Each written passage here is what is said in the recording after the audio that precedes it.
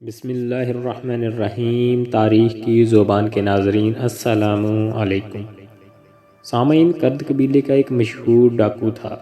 وہ اپنا قصہ بیان کرتا ہے کہ میں اپنے ساتھیوں کے ساتھ ڈاکہ ڈالنے جا رہا تھا۔ راستے میں ہم ایک جگہ پر بیٹھ گئے۔ ہم نے دیکھا کہ کھجور کے 3 درخت ہیں۔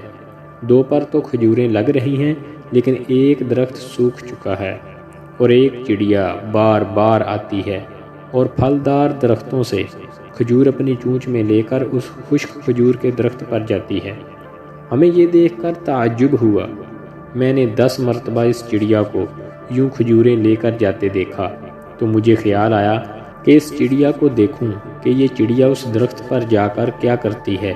چنانچہ اس درخت کی چوٹی پر جا کر میں نے دیکھا کہ وہاں ایک اندھا سانپ اپنا منہ کھولے ہوئے بیٹھا ہے، اور یہ چڑیا تر و تازہ کھجور اس کے منہ میں ڈال رہی ہے۔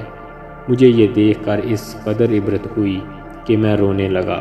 میں نے کہا، میرے مولا، یہ سانپ جس کو مارنے کا حکم تیرے نبی کریم صلی اللہ علیہ وآلہ وسلم نے دیا، جب یہ اندھا ہو گیا تو نے اس کو روزی پہنچانے کے لیے چڑیا کو مقرر کر دیا، اور میں تیرا بندہ، تیری توحید کا اقرار کرنے والا، تو نے مجھے لوگوں کو لوٹنے پر لگا دیا۔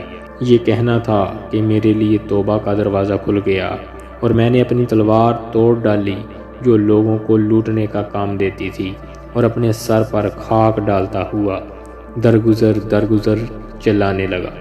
مجھے غیب سے آواز آئی کہ ہم نے درگزر کر دیا۔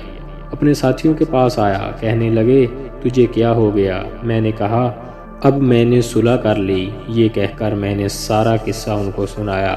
وہ کہنے لگے، ہم بھی صلح کرتے ہیں۔ یہ کہہ کر سب نے اپنی تلواریں توڑ دیں، اور ہم سب نے احرام باندھے اور مکہ کے راستے پر چل دیے۔ سبحان اللہ۔ سامعین، اللہ تعالیٰ سے دعا ہے کہ ہمیں عمل کی توفیق عطا فرمائے۔ آمین ثم آمین یا رب العالمین۔